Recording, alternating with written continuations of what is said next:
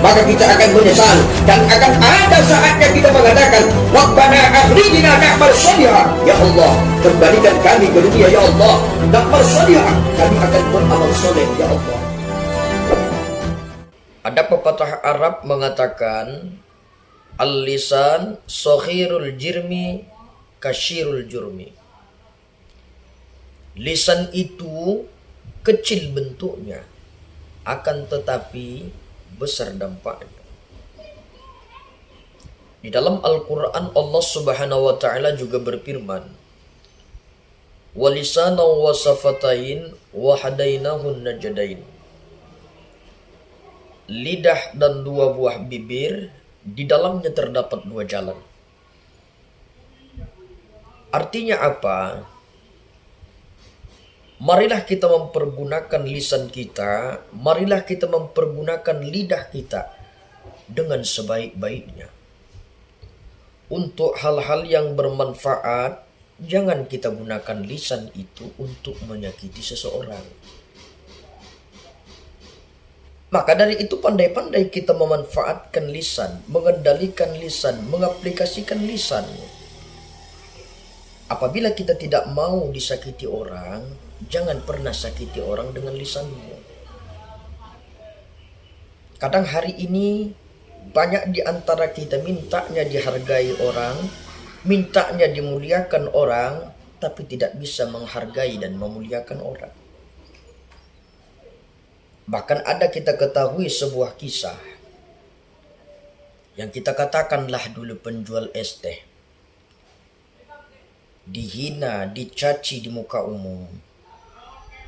Maka dari itu jangan kita buat orang seperti itu bahan dari percandaan.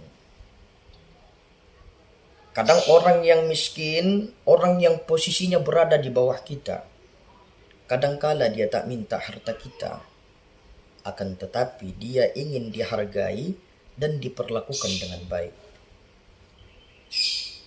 Maka dari itu dikatakan al-adabu fauqal ilmi, adab itu lebih tinggi daripada ilmu. Adab dulu baru ilmu.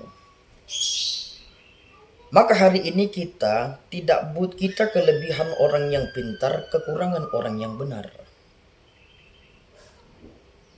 Maka dari itu dengan ilmu yang kita miliki semakin membuat kita semakin mempunyai akhlakul karimah, akhlak yang baik.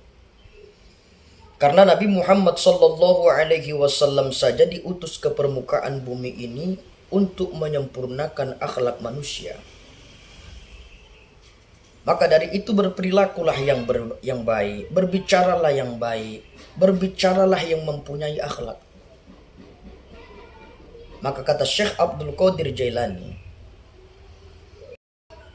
aku lebih menghargai orang yang beradab ketimbang orang yang berilmu. Kalau yang berilmu, setan iblis pun lebih tinggi ilmunya. Maka dari itu jangan sekali-kali kita gunakan lisan kita ini untuk menyakiti orang. Khairun nas anfa'ahum linnas, sebaik-baik manusia yang bermanfaat untuk manusia lainnya. Jadi kalau kita tidak bisa bermanfaat, setidaknya kita jangan merugikan orang lain. Kalau kita tidak bisa membahagiakan orang lain, setidaknya jangan kita buat orang lain merasa sedih. Kalau kita tidak bisa menghargai orang lain, setidaknya jangan kita pernah hinakan orang lain.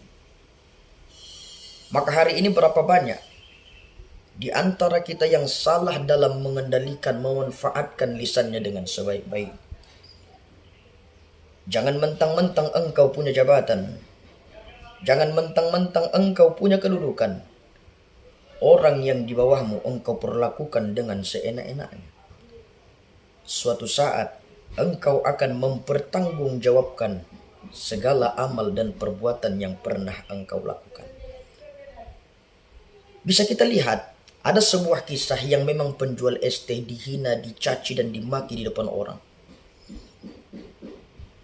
Bisa jadi engkau mulia dalam pandangan manusia, tapi engkau hina dalam pandangan Allah Subhanahu wa ta'ala. Maka dari itu semakin baik hablum minallah kita,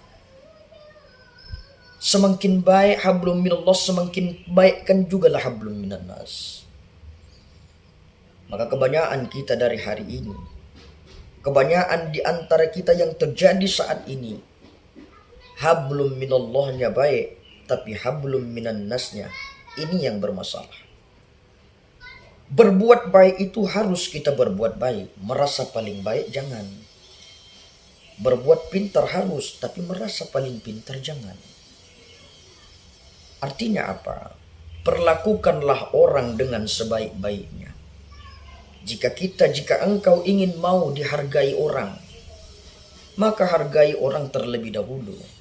Jangan pernah kita mencaci maki, apalagi menghina seseorang di khalayak umum. Dan ini terkhusus untuk anak-anak muda. Begitulah orang tua yang mencari nafkah, yang mencari sesuap nasi demi anaknya. Kadang orang tua itu dihina, dicaci di tengah keramaian. Maka kita sebagai anak, kita harus bersyukur kepada Allah Subhanahu wa taala, berdoa kita kepada Allah Subhanahu wa taala. Kita doakan kedua orang tua itu senantiasa di dalam kesehatan. Allah lancarkan segala urusan. Begitulah keadaan dia dalam mencari nafkah rezeki. Untuk nafkah, untuk biaya, untuk membayar sekolah SPP anak-anaknya. Tapi terkadang hari ini banyak anak-anak yang tidak mengerti. Banyak anak-anak yang memperlakukan kedua orang tuanya seperti pembantunya sendiri. Artinya apa? Kembali kita ke kajian awal. Jaga kau punya lisan. Jaga kau punya congor. Jaga kau punya bacot. Jangan engkau pergunakan lisanmu itu untuk menyakiti orang lain. Artinya apa? Kalau kita pergunakan lisan kita itu untuk kebaikan, maka kita pun akan memperoleh kebaikan. Apabila lisan kita itu, lidah kita itu kita pergunakan untuk menyakiti hati orang lain, maka kita pun akan tuai hasil dari perbuatan kita. Artinya apa? Jangan sampai kita menyakiti orang lain, menyakiti manusia, menyakiti masyarakat dengan lisan yang kita punya. Suatu saat bakal Allah minta nanti pertanggungjawaban dari lisan kita ini. Apakah lisan kita ini lebih banyak kita pergunakan untuk mendekatkan diri kita kepada Allah Subhanahu wa taala, atau jauh kita dari Allah? Jika ternyata lisan kita ini lebih banyak kita pergunakan untuk mendekatkan, berzikir, membaca kalimah-kalimah thayyibah, insya Allah kita pun akan selamat nanti di hadapan Allah Subhanahu wa taala. Tapi apabila jika ternyata lisan kita itu kita pergunakan untuk menyakiti orang lain, untuk menghina orang lain, untuk mencaci maki orang lain, maka kita pun nanti akan mempertanggungjawabkan segala amal perbuatan kita yang pernah kita kerjakan di dunia. Artinya apa? Bisa jadi engkau di pengadilan dunia ini engkau selamat. Tapi ketika nanti engkau di hadapan Allah Subhanahu wa taala, engkau akan diadili dengan seadil-adilnya. Maka dari itu jangan engkau karena punya jabatan, punya kedudukan, orang terkaya, orang terhormat yang di bawahmu, kau anggap tidak ada apa-apanya. Jika kekayaan menjadi tolak ukur kemuliaan, orang kaya apa korun? Maka dari itu, jangan pernah melekat sikap sombong dan angkuh yang ada pada diri kita. Bahkan bisa kita ketahui, iblis terusir dari surga karena sombong. Kita manusia belum masuk ke dalam surga, sombongnya luar biasa.